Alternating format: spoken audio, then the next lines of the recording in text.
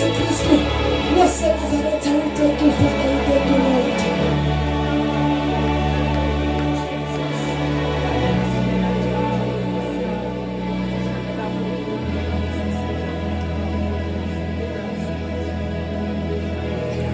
Hallelujah.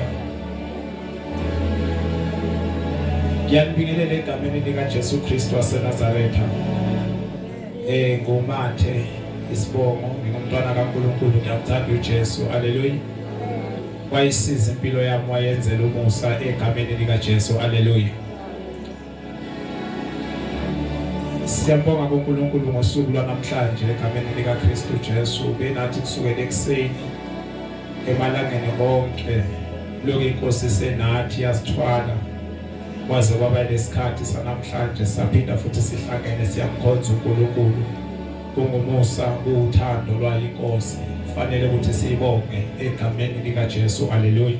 Amen. Ngiyafisa ke bazalwane sike sithethe na indaba nje imfishane egameni lika Kristu Jesu waseNazaretha. Ngiyacela nje ningivulele incwadi yaMathe chapter 22. Incwadi kaMathe chapter 22. Mathe chapter 22. Nengu si iwe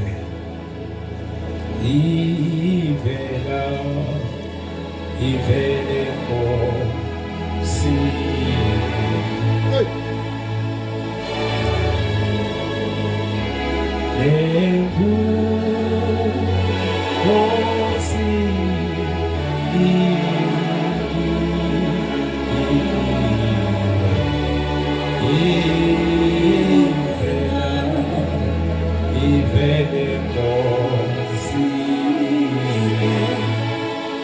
ngiyacela ukuthi osetholile akufundele from verse 1 afike lapha nje ku14 okwazi ukuphuthuma egameni lika Jesu.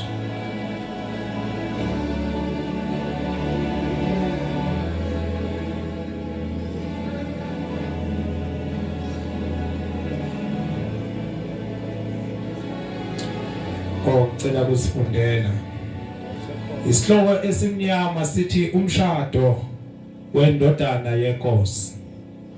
Verse 1. uJesu wathatha wakhuluma futhi kubo ngemfanekiso wathi, umuso wezulu ufaniswa nomuntu oyinkosi owenzela indodana yakhe umshado. Wathuma izinceku zakhe ukubiza abamenyiweyo emshadweni, kepha abavumanga ukuza.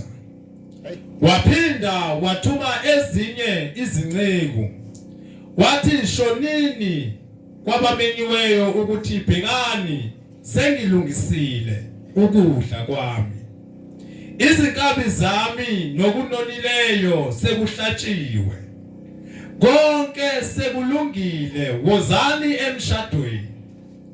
Kepha badelela bahamba, omunye waya ensimini yakhe, omunye waya entengweni yakhe. Abaseleyo bababamba izinceku zakhe, baziphatha kabi, bazibulala.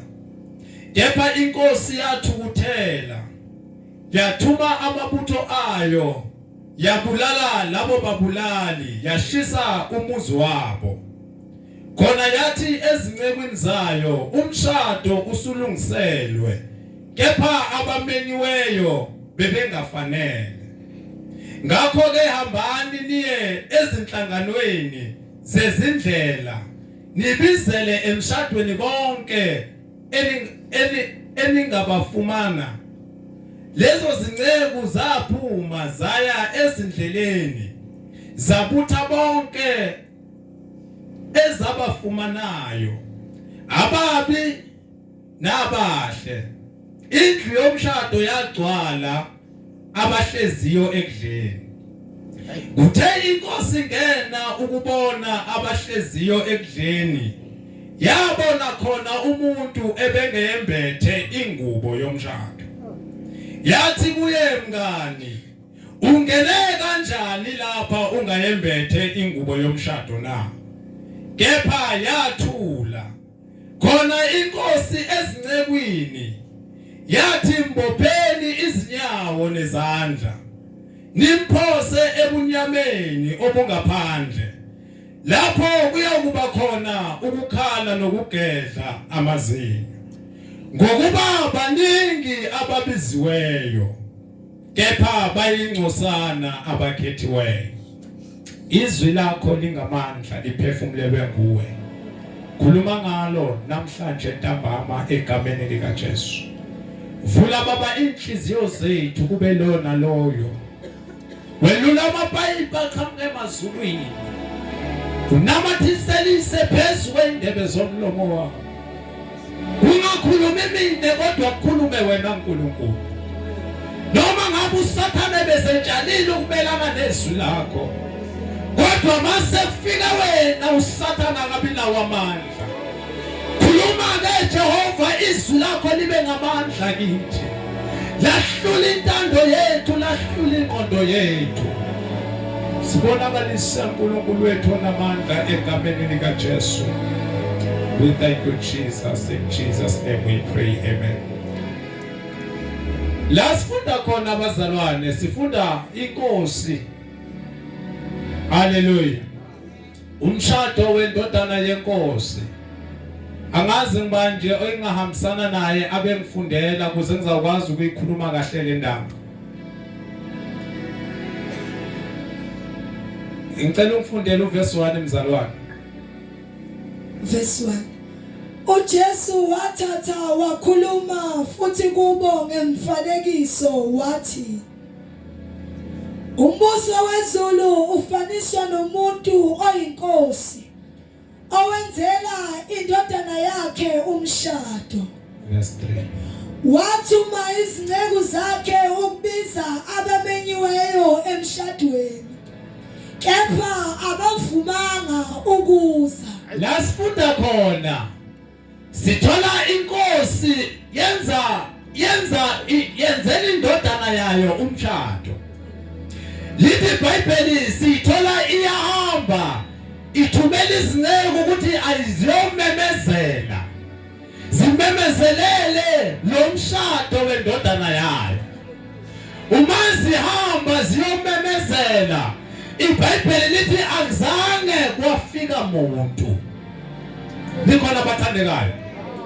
Uma sekumenyezelwe abantu abekade kufike kubo ama report noma isimemezelo abatholakalanga emshadweni.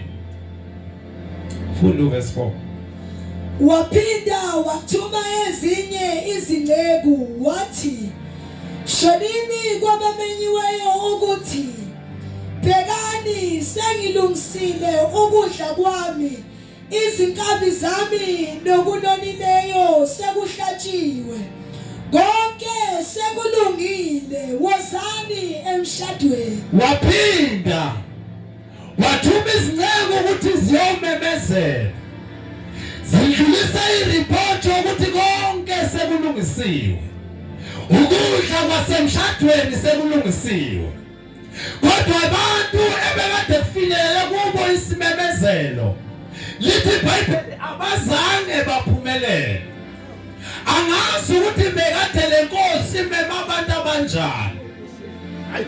Okungenzeka abantu bekade bameniwe akusiba abantu bekufanele ukuthi bamenwe ngoba kuyenzeka simeme kodwa singameme abantu abaright.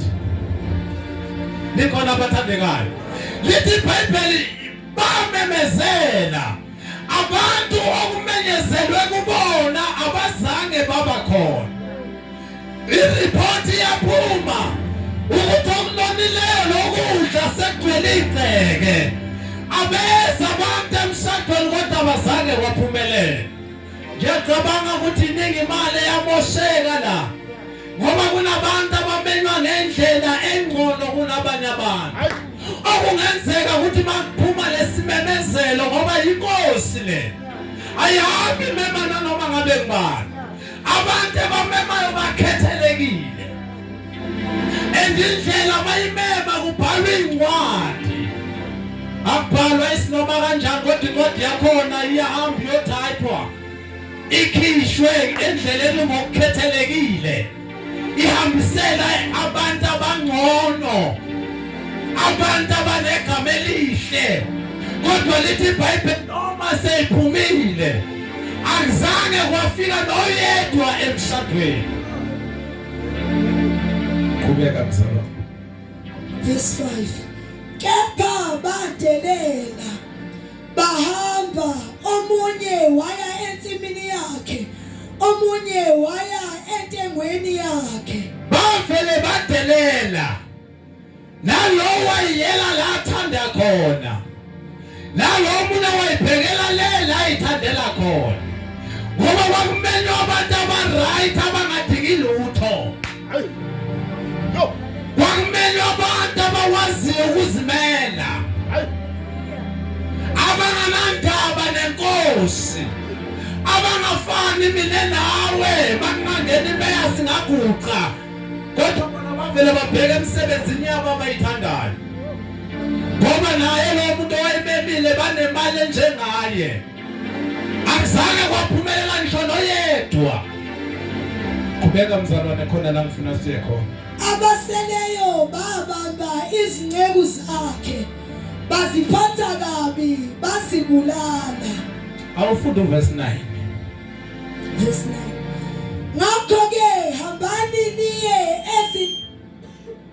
ezinhlanganweni zezindlela, nibizele emshadweni bonke enibafumanayo. Indlela yesimemezelo yasiguquka. Ayisafani nesimemezelo sasekuqaleni.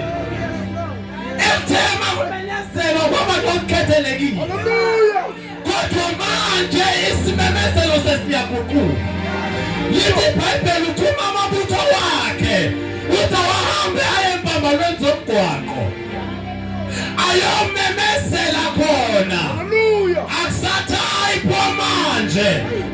Akusakhishwa amavilopu. Kodwa sekuyahanjwa manje kiwe empambalweni zomgwaqo. Akusakhethwa nanomuzi ukuthi inhlobo yomuzi. Kodwa sekuyamenyezelwa. Qhubeka mzalwane. Lezo zinceku zaphuma zaya ezindleleni zabutha bonke ezibafumanayo. Akusakhethelekanga nokuthi ubani nokuthi uqhamukaphi. Lithi iBhayibheli lami zathi mayiphume lezi zinceku zaya empambalweni zomgwaqo.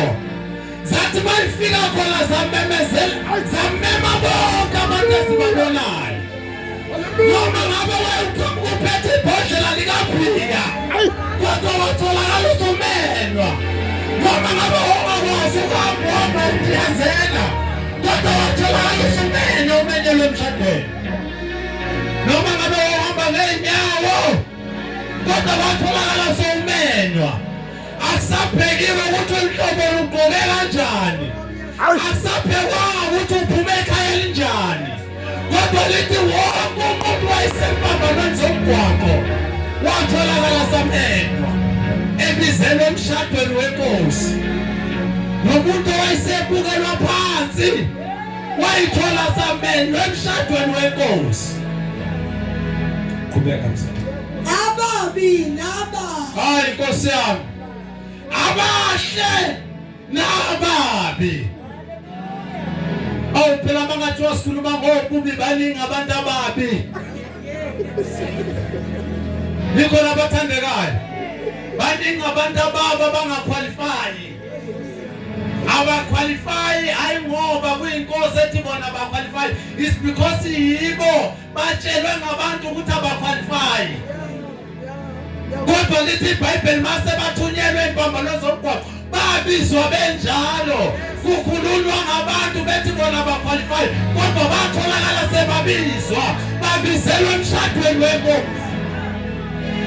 Nabantu sebaphiwa amagama emhlabeni batholakala sebabizwa emshadweni wenkosi. Nabantu sebadelelekile batholakala sebabizelwe emshadweni wenkosi. Nabantu abaphiwa amagama usaba ngisho ukuphuma esitolo makuhlezi abafana emgwaqeni ngoba uyazi ukuthi bazokusho. Kodwa lithi ngalesi isikhathi uma bafika empambalweni zomgwaqo batholakala nabo sebabizwa. Batholakala nabo sebamenywa emshadweni wenkosi.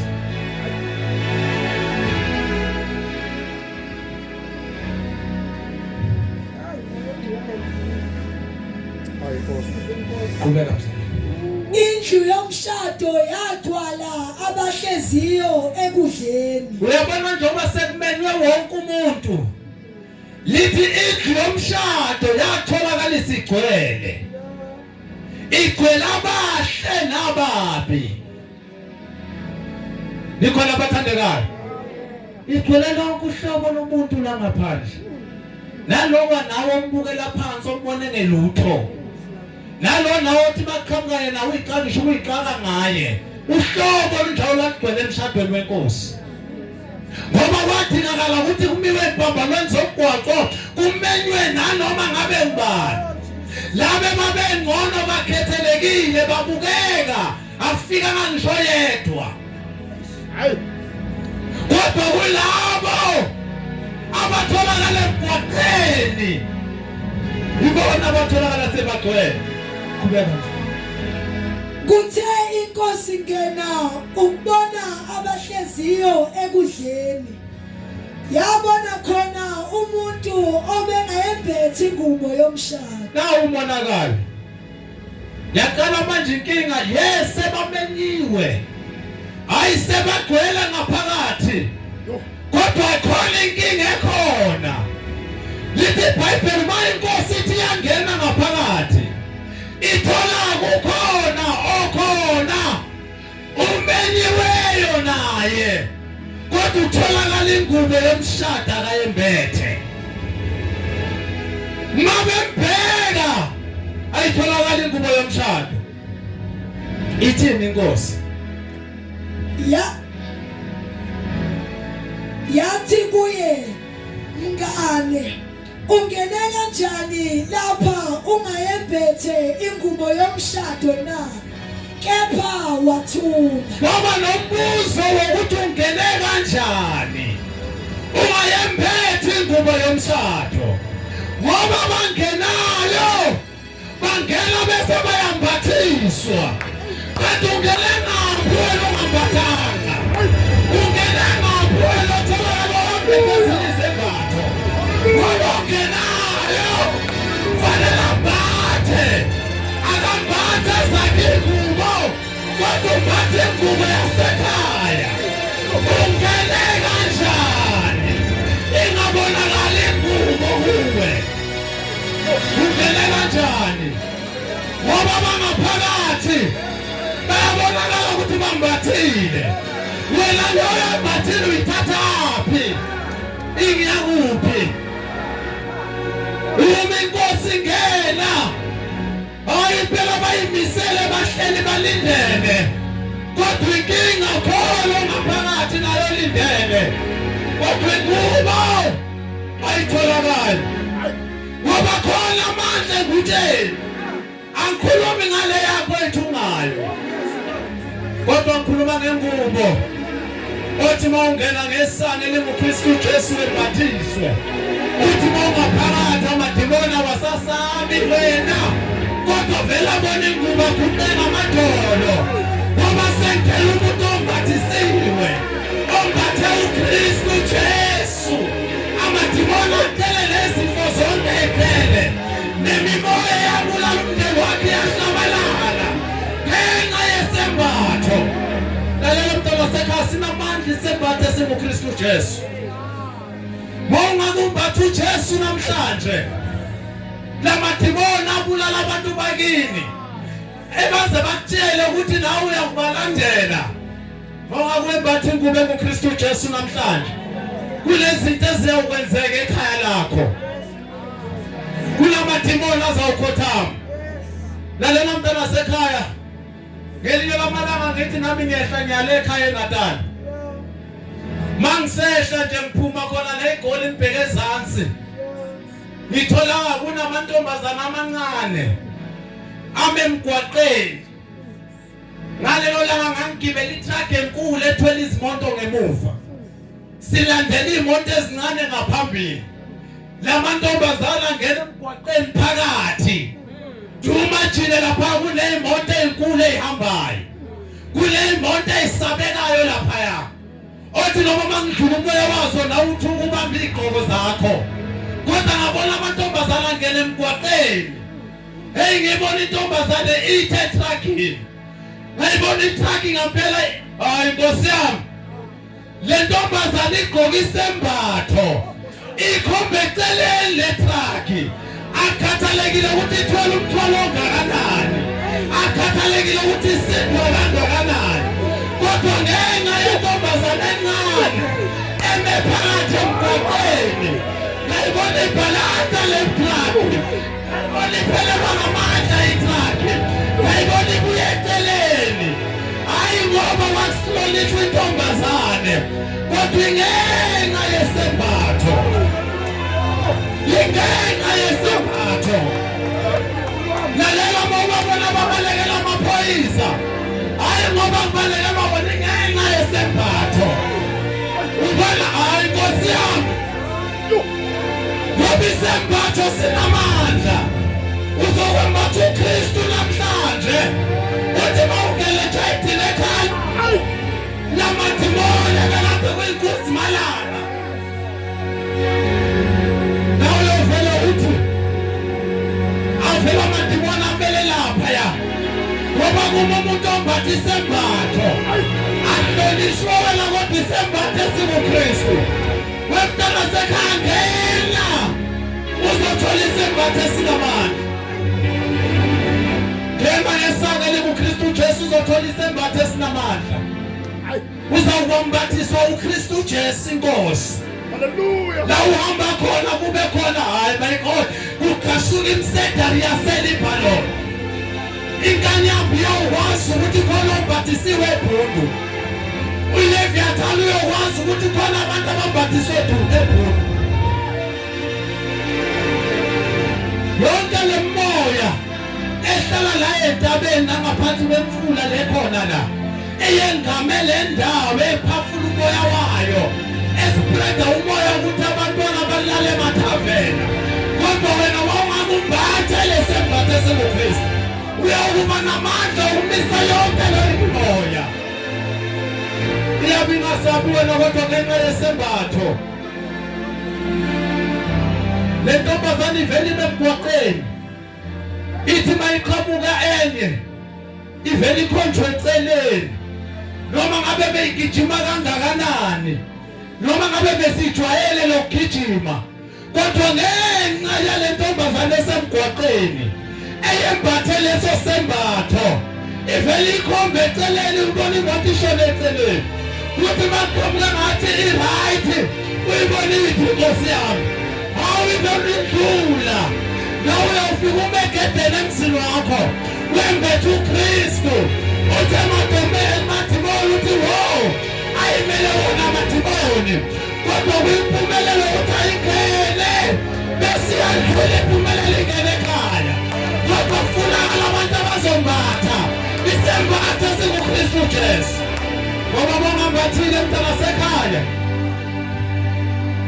bongambathanga la ungambathanga gogo la ungambathanga mama uyakwahlulwa ngisho nangabantwana bakho ngoba lesembatho senza ukuthi kulawuleke yonke into phela maqhamuka iphoyisa lembathini qhamuka imoto yamaphoyisa iyafana imoto yamaphoyisa iyafana nalezi imotela kodwa into eyenza ukuthi kube ngathi nomahluko ingenxa yalamastika asuke isembathiswe wona ngoba ngake ngiqhama ngathi ngiphoyisa akekho ngakhona wathi uyokhona mhlangangela la ngifake iuniform yakhona bese uyabona ukuthi ayingaphela iphoyisa wonke umuntu angeke ngisasho ukuthi ngiphoyisa wathi uzobona iuniform bese ayazi ukuthi nathi iphoyisa hayi lapho ngishigebhe kuyibheka phansi zethu angakhuluma ngisho lutho kodwa bona abantu bakukhomba bethu hayi phela ngani iphoyisa inkingi lembatha ngisibathile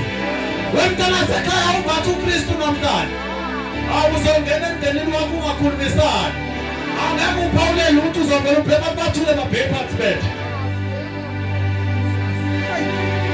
uzawungena la ngangelwa khona uthi mangena wena ubona yonke imimoya iyathoba uyawulamula izimpi ehlula abantu izimpi ehlula amakhosi kodwa kufike wena uzothulisa imimoya hayi ngoba isaba wena kodwa isembathe singoKristu Jesu kana sekhaya ngathi bongambatha namhlanje angathi bongambatha namhlanje awunyeke ithuba la namhlanje lokuthi wembathe awu Nkosi yami awu bakithi lesi simo esikwenza ukuthi ungalala ebusuku fanele umbathe namhlanje fanele umbathe namhlanje ungaqedela verse 13 khona inkosi yathi ezincekwini mbopheni izinyawo nezandla nimphose ebumnyameni obungaphandle lapho kuyoba khona ukukhala nokugedla amazinyo mawungambethe uyakulahlwa kabuhlungu mawungambathanga mntana sekhaya uyawungena emgodini omnyama wakwambona umuntu osemgodini omnyama ubona intombazane inhle iqedwa ibhiya because isemgodini omnyama ahlupheka umuntu is because usemgodini omnyama mina ngiyabaza abantu ebekade sinabo ngaphakathi kodwa sababona sebaphumile balimale ngaphandle ngenxa yokuthi inkinga bebangambathanga isembatho sikaKristu Jesu esithi noma makufika imimoya nezimo fika izimo ithobele bona batha mntana sekhaya batha mntana sekhaya ungaziyolahlwa awuthathe sekugcineni verse 14 ngokuba baningi ababiziweyo kepha bayingcosana abakhethiweyo ngokuba baningi ababiziweyo kodwa bayingcosana abakhethiweyo ngoba abakhethwayo yilabo bangena ngesango bathi bangena ngesango bembathiswe ngoba laba baningi abafohlile abangangenanga ngesango abangambethe kodwa mntana sekhaya uzombatha namhlanje hayi abanye Nkosi yami bambatha kudala Nkosi kodwa ngibathela kwabi sidabukile engibathela kwabi sidabukile abanye bambatha kudala Nkosi kodwa sinamabala sekunzima ukuthi aphakame ngoba isimoshakele kodwa mntana sekhaya bosaselethuba namhlanje lokuzowembatha ingubo kaKristu Jesu baningi abayibuzayo ukuthi why kanti ngikholwa ngale khona ukulala why kanti ngikholwa impilo yami ingaguquki is because le ngubo wayembatha isilimele kodwa namhlanje uma ungambathi ingubo entsha zonke le mbuzo na izawuphenduleka namhlanje mawungakumbathe yonke lesimo obhekane naso sizawuxazululeka namhlanje ngoba intenza ukuthi kungaxazuleka empilweni yakho is because ingubo ayisasebenzi kodwa sekufuneka ingubo entsha awu Nkosi yami lalela mntana sekhaya ungayenza into engcono empilweni yakho nasekhaya kini ungayenza into engcono empilweni yakho nasekhaya kini ngisho endaweni yaseBundu bowathi ungayiguquli iBundu ngawe wedwa kodwa bonga ukuthatha isinqumo esihle namhlanje sokuzombatha ingubo kaKristu Jesu ngoba bonke abayembathayo impilo yabo iyaguquka bonke abambathayo bayakwazi ukumelana nezimo ebekade zibahlula kodwa ngabe khona abafuna ukubatha namhlanje ungazenza ngathi right kanti uyazi ukuthi le ngubo isidabukile ungenza ngathi bonke kuhamba kahle kanti uyazi ukuthi mawufika endlini ithemba liyaphela kanti uyazi ukuthi mawusendlini unembuzo ongakwazi ukuyiphendula. Kodwa mawukumbathe namhlanje mntana wasekhaya, hayi Nkosi yami, letha umbathile uzobona ushintsho namhlanje. Hawu Nkosi yami, asimeni ngenyawo. Cela simeni ngenyawo. Alingenzeki iphutha. Liwe lolu phahla ungambathanga. Ngoba umbatha kwakho akuzukusiza wena wedwa. Kodwa lesembatho sakho siyakwazi ukuletha ngisho inkazimulo empilweni yakho. Ngisho nasebantwaneni bakho. Ngike ngithi mina emkhonzi umuntu ungasazenzeli wena, kodwa yenzela abantwana bakho. Yenzela abantwana bakho. Ngoba wena usengahamba namhlanje, kodwa what abantwana bakho abasazokhula emhlabeni? Awakhi igama elisha umbathe lesembatho umbathele ngisho abantwana bakho. Awuzothandaza. Asivalele amehlo thina sonke. Vala amehlo akho. Uphakamise izandla zakho.